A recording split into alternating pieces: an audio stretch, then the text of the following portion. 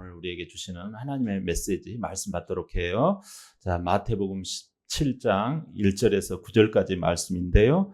교독하겠습니다. 엿새 후에 예수께서 베드로와 야고보와 그 형제 요한을 데리시고 따로 높은 산에 올라가셨더니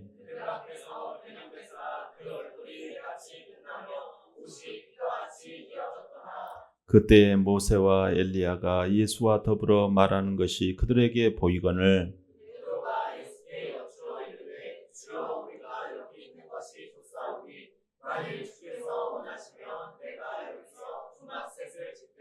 하나는 주님을 위하여, 하나는 모세를 위하여, 하나는 엘리야를 위하여 하리이다. 말할 때 호련히 빛난 구름이 그들을 덮으며 구름 속에서 소리가 나서 이르시되 이는 내 사랑하는 아들이요 내 기뻐하는 자니 너희는 그의 말을 들으라 하시는지라. 제자들이 듣고 두려워하심이 두려워하니 예수께서 나와 그들에게 손을 대시며 이르시되 일어나라 두려워하지 말라 하시니 제자들이 눈을 들고 보매 오직 예수 외에는 아무도 보이지 아니하더라. 다 함께 그들이 산에서 내려올 때 예수께서 명하여 이르시되 인자가 죽은 자 가운데서 살아나기 전에는 본 것을 아무에게도 이르지 말라 하시니 아멘. 자, 하나님 말씀의 제목 고백합니다. 다 같이 시작. 산 위에서 본 것을 산 아래서 살아내기. 몇 년 전이었어요. 제가 강원도 그 설악산에 올라간 적이 있었는데요. 정상에 도착해가지고 보니까 풍경이 이루 말할 수 없어요. 제가 군 시절 그쪽에서 물론 근무하기도 했는데 여전히 정말 설악은 아름다워요.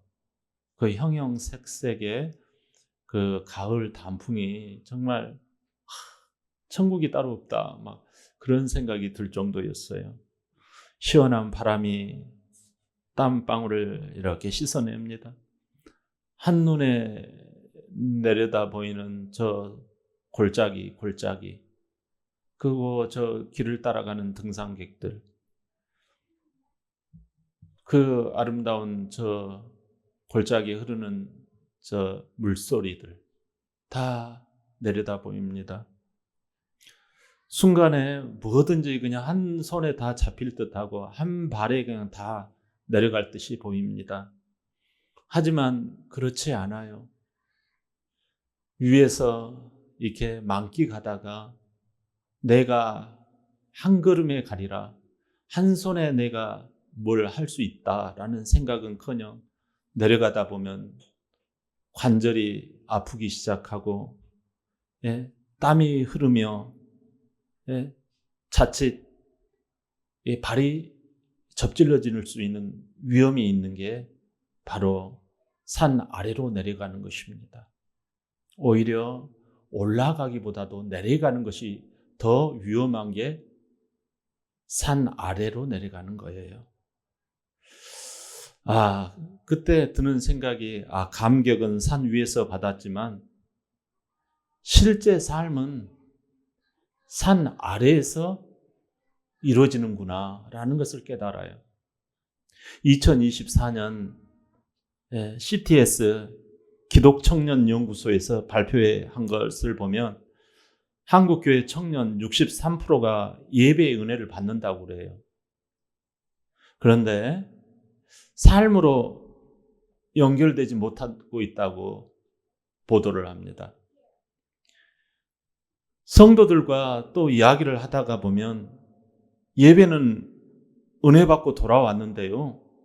아침에 회사에 가면 그 은혜가 한순간에 그냥 물거품이 되고 그냥 증발되고 아무것도 없어요. 이런 웃음소리를 듣곤 합니다. 저도 마찬가지였어요. 자동차 회사에 근무하면서 현장을 이렇게 볼 때마다 그 냉랭한 그 눈빛들, 아내하고 싸우고 왔나 할 정도의 그 현장 직원들의 그 우리가 과연 아군인가 할 정도의 그 눈빛들, 그때마다 저는 목사님의 그 말씀, 은혜 받은 말씀을 읊조렸고 또 늘상 제가 지금도 좋아하는 그 찬송가를 현장 내려갈 때마다 부르곤 했었어요. 정재영 교수의 일상에서의 영성이라는 책에 이런 구절이 나와요. 신앙은 일시적 고향이 아니라, 고향이란 말 아시죠? 저 고향시 아니에요.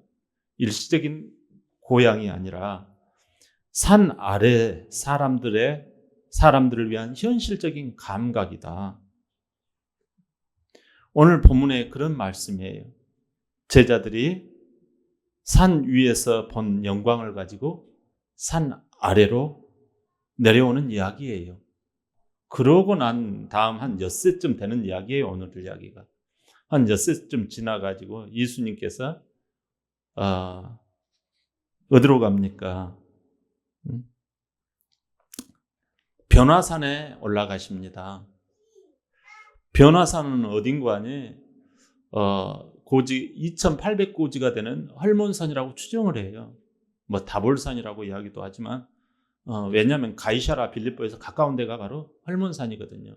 근데 예수님은 늘상 12명의 같은 무리들이 있어요. 예수님의 제자들이. 근데 예수님은 꼭 데리고 다니는 3인방이 있어요. 누구죠? 베드로, 야고보, 요한. 근데 왜 베드로, 야고보, 요한만 데리고 다녔을까요? 그건 예수님의 마음에 드는 사람이에요. 민주적으로 뽑은 게 아니라 예수님의 마음에 들어요. 그럼 예수님은 어떤 사람이 마음에 드느냐? 잘은 몰라도 충성스럽고 즉각적으로 움직이는 사람, 이런 사람을 데리고 다녀요. 여러분, 베드로와 야고보와 요한과 같은 사람 되시기를 바랍니다. 귀해요. 이렇게 3인방을 데리고 다니셨는데 자, 어떤 일이 벌어졌을까요? 본문 2절 한번 볼까요? 시작. 그들 앞에서 변형되사 얼굴이 해같이 빛나며 옷이 빛과 같이 휘어졌더라. 아멘. 얼굴이 해같이 빛났다라는 것은 신적인 영광이 임했다라는 거예요. 하나님의 영광의 빛이 찬란하게 드러났다라는 거예요. 근데요, 여러분, 어떻게 변화산에서 3명을 데리고 올라갔는데 얼굴이 그렇게 환하게 빛이 날까요? 그 이유가 누가복음 2장 9장 28절이에요. 다 같이 시작. 이 말씀을 하신 후에 8일쯤 되어 예수께서 베드로와 야고보를 데리고 기도하러 산에 올라가사. 아멘. 여러분, 기도할 때 하나님의 능력이 들어온다라는 거예요. 기도를 할 때 안과 밖이 바뀌어요. 이건 여러분, 이건 이론적으로는 안 믿어지는 거예요. 그래서 교회는요, 신앙의 고백이 나중에 베드로가 기도를 엉망으로 하잖아요. 근데 나중에 하나님께서 공짜가 없어요. 자기가 대사도가 되어지고 교회를 세울 때 어떻게 합니까? 10일 동안 쉬지 않고 교회에서 남아서 기도의 양을 채우는 거예요. 여러분, 나의 인생이 풀리기를 원하십니까? 하나님은 여러분 반드시 기도의 양을 채우세요. 내 집은 만민의 기도하는 집이니라. 이 기도하다 보니까 겉과 속이 다 완전히 새롭게 된 거예요. 그런데 제자들이 졸다가 깨어 보니까 놀라운 감동을 받은 거예요. 그냥 찬란하게 예수님이 그냥 옷과 겉과 속이 그냥 얼굴과 옷이 그냥 하얗게 빛이 일어나는 거지요. 그런데 거기서 누가 있는 거 아니? 거기에 엘리야가 있고 또 모세가 있는 거예요. 모세와 엘리야가 같이 예수님과 대화하고 계신 거예요. 여러분, 왜 엘리야가 나오고 왜 모세가 나왔을까요? 그것은요, 모세 오경의 저자가 누구지요? 모세. 창세기, 출애굽기, 레위기, 민수기, 신명기를 모세 오경이라고 그랬잖아요. 그리고 선지서 이사야, 에레미야, 에스겔 쭉 있잖아요. 이 구약의 뒷부분은 다 선지서예요. 이 선지서, 그러니까 이 율법과 선지서가 구약을 총칭해요. 그러면 이 모세는 율법을 대표하는 주자고 선지자를 대표하는 주자가 바로 엘리야예요. 엘리야 선지자예요. 그러니까 구약이 지금 신약인 예수님께 지금 주인공인 예수님께 말하고 있는 거예요. 예수님을 주목하고 계신 거예요. 이런 찬란한 이 영광을 누가 봤다? 베드로가 제자들이 본 거예요. 그래서 이 구약이 예수님과 그냥 예수님을 주인공으로 삼고 신약의 주인공이 예수님 아닙니까? 그 예수님 앞에 막 말씀을 듣고 있는 거예요. 그 주인공을 모시려고 막 이야기를 하는 거예요. 이 놀라운 희한한 정말 이 미러클 기적을 본 거예요. 이거 있을 수 없는. 그러자 베드로가 대뜸 주님 여기가 좋사오니 이 산 위가 좋사오니 여기에 집 세 채를 짓고 우리 여기에 머물러 살면 안 되겠습니까? 이렇게 하는 거예요. 그러자 어떤 음성이 들립니까? 본문 5절 다 같이 볼까요? 시작. 말할 때 호련히 빛난 구름이 그들을 덮으며 구름 속에서 소리가 나서 이르되 이는 내 사랑하는 아들이요 내 기뻐하는 자니 너희는 그의 말을 들으라 하시는지라. 아멘. 하나님 아버지께서 마태복음 3장에 뭐라고 했는가? 예수님께서 처음에 세례 요한에게 세례를 받을 때 어떤 일이 하늘 문이 열리고 이는 내 사랑하는 아들이요 내 기뻐하는 자라는 그 칭찬을 받으셨잖아요. 근데 그때 장면하고 지금 비슷해요.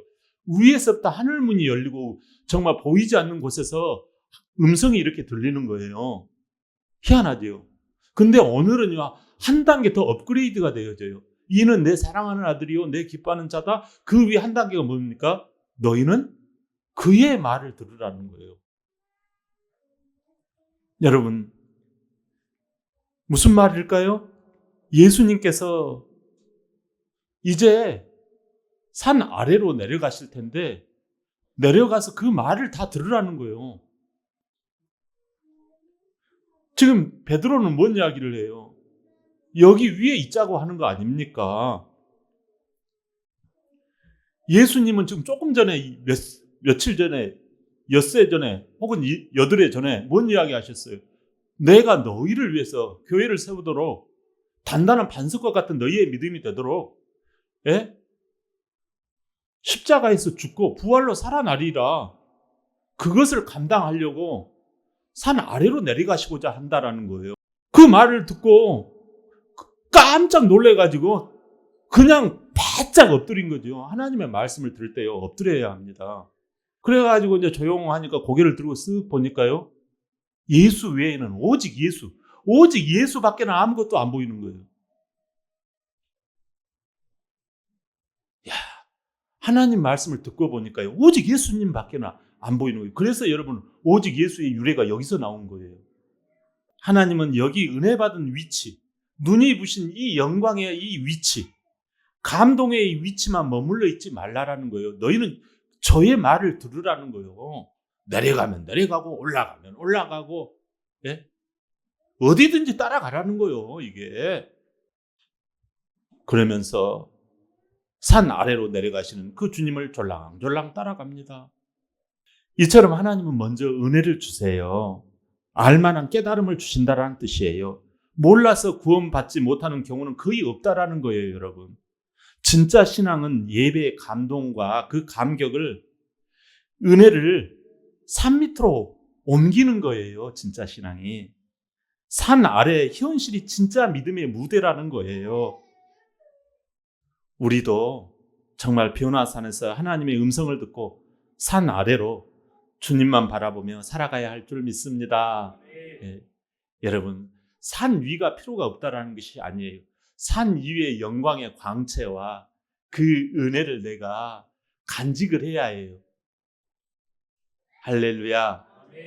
분명한 것은 산 위에서 예수님을 본 사람은 산 아래서도 예수님을 살아낸다라는 거예요. 어떤 청년을 만났어요. 지난주 맥주 감사절 주일이었잖아요.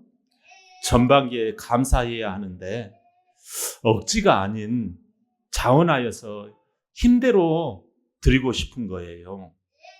그래서 정말 그 산 위에서 주멜로디 교회 산 위에서 그 말씀을 들은 거예요. 근데 산 위에서 내려와가지고 현실로 돌아보니까 자기는 돈도 벌지 못한 사람인 거예요.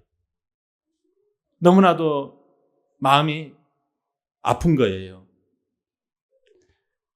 산 아래에서 그는 하나님 앞에 정한 이 돈 10만 원을 만들 수가 없는 거예요. 자기는 부모로부터 받은 용돈을 이리 모으고 저리 모으고 해가지고 나중에 부모가 너 받은 용돈 다 어디다가 썼냐? 그 소리를 들을까 봐 긴장했다라는 거예요. 그러나 산 위에서 받은 그 은혜를 간직하고 그 청년이 10만 원을 감사예물로 올렸다라는 거예요. 그렇게 순종하고 났더니 얼마나 기쁜지 몰랐다라는 거예요. 그러면서 저한테 선물을 갖다 주면서 목사님, 놀라운 기적이 일어났어요. 뜻밖의 채워지는 은혜를 경험을 했어요. 하고 몇 배나 더 채워주시는 은혜를 너무 그냥 주체할 수가 없어서 선물을 준비해서 저에게 왔다라는 거예요. 여러분, 하나님은 산 위에서 은혜를 맛보게 하십니다. 살면서 나의 잘못된 습관이 있을 거예요. 그러나 여러분, 이번 주 단 하루만이라도 나쁜 나의 악습이 있지만, 불신앙적인 요소가 있지만, 나의 아집과 고집이 있지만, 그래도 여러분, 한번 이번 주 단 하루만이라도 산 위에서의 그 말씀을, 그 영광을 따라서 순종해 보시는 게 어떻겠습니까? 여러분, 현실에서도 주님이 함께 계시잖아요. 예배는 산 위에서 산 아래로 흘러갈 때 이 예배의 광채가 일어나고 하나님의 터미널 지경이, 도로망이 확장이 되어집니다. 여러분 안에 충분히 그런 믿음이 있다고 저는 여겨집니다. 어떤 분이 이런 이야기를 해요. 직장 생활을 처음 했대요. 근데 처음에는 직장 생활을 잘 한다라는 거예요. 근데 갈수록 힘들어져서 1, 2년 만에 그만두고 만다라는 거예요. 여러분, 그때 어떻게 버텨나갑니까? 그는 실직된 상태에서 주일 예배를 드렸어요. 그런데 은혜를 받고 보니까 마음이 부드러워지기 시작한 거예요. 천사가 되어지는 거예요. 그가 뜻밖의 성도가 이렇게 직장을 알선해가지고 그 직장 다니게 되어졌어요. 그런데 옛날에 그 징크스가 떠오르는 거예요. 또 몇 년 하다가 때려칠 것 같은 징크스가 온 거예요. 그럴 때 그는 월요일 날 출근할 때마다 두려움이 오고 의심이 오고 또 옛날 그 어떤 그 자기 안에 있는 이 강박관념이 치밀어 오를 때 정말 힘이 들었다라는 거예요. 그러나 월요일 날 그 목사님이 보내준 그 문자를 늘상 붙들고 생각하고 이겨냈다라는 거예요. 그래서 직장 생활을 한결같이 한 거예요. 심지어요, 엄청난 복을 받고 나중에 집도 사게 된 거예요. 여러분, 주일 은혜를 월요일 출근하면서까지 산 아래까지 한번 끌고 가보십시오. 월요일 다 힘들고 어렵지만 은혜의 그 미소와 감사의 찬송으로 한번 무장해 보십시오. 하나님은 여전히 직장 가운데 함께 계세요. 여러분의 직장에서도 하나님은 임재하고 계신다는 걸 잊지 않기를 바랍니다. 산 위의 은혜를 산 아래까지 이어주는 분은 내가 아니에요.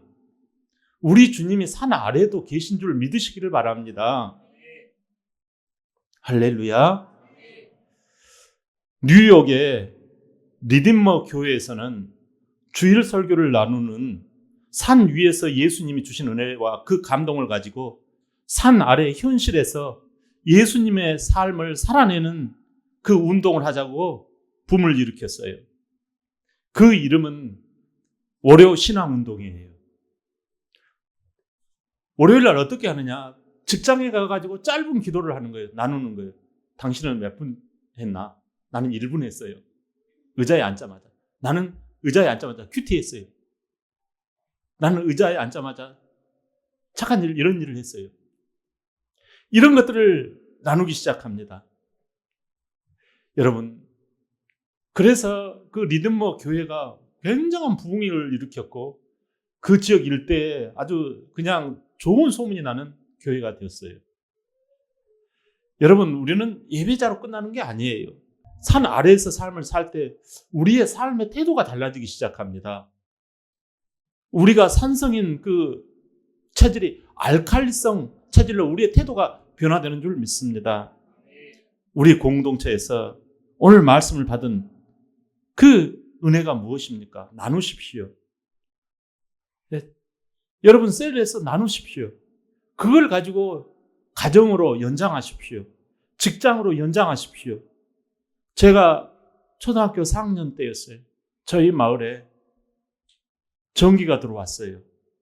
그런데 가만히 보니까 저희 같은 산골짜기 동네에, 시골 동네에 이 전기가 오는데 어떻게 오는 거 아니에요? 그때 당시는 그 힘센 그 사람들이 전봇대를 한 10명 정도가 달라붙어가지고 전봇대를 산을 넘어가지고 한 100m 간격으로 전봇대를 심고 또 이렇게 한 10대 명이 그 전봇대를 나눠가지고 또 100m 앞에다가 또 전봇대를 심는 거예요.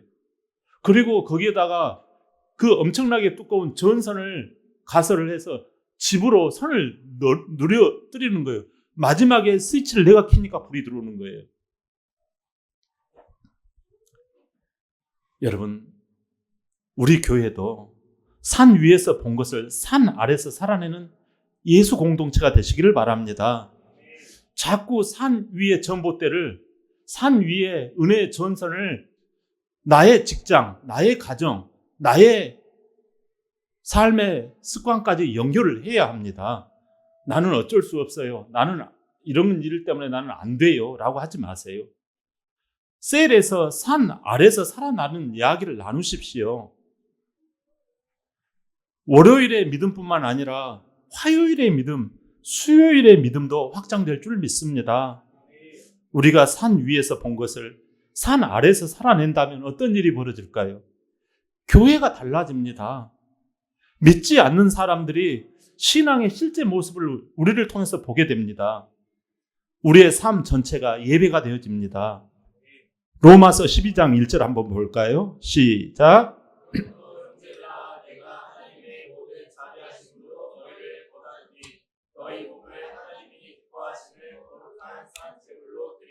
이는 너희가 드릴 영적 예배니라. 아멘. 몸이 산 제물이 되는 것이 산 아래의 삶이에요. 이해되시죠? 야고보서 1장 22절이에요. 시작. 너희는 말씀을 행하는 자가 되고 듣기만 하여 자신을 속이는 자가 되지 말라. 아멘. 찬양도 마찬가지예요. 찬양을 하는데 찬송을 부르는데 찬송만 부를 뿐이지 아무것도 안 해요. 이건요, 은혜의 산 베드로가 여기가 좋사오니 여기만 있을게요. 근데 하나님의 음성이 뭐예요? 산 아래로 내려가라고 그러잖아요. 예수님을 따라. 실질적인 너의 삶이 변화되라는 거예요. 여러분, 이건 누구를 이렇게 옹박하는 게 아니에요.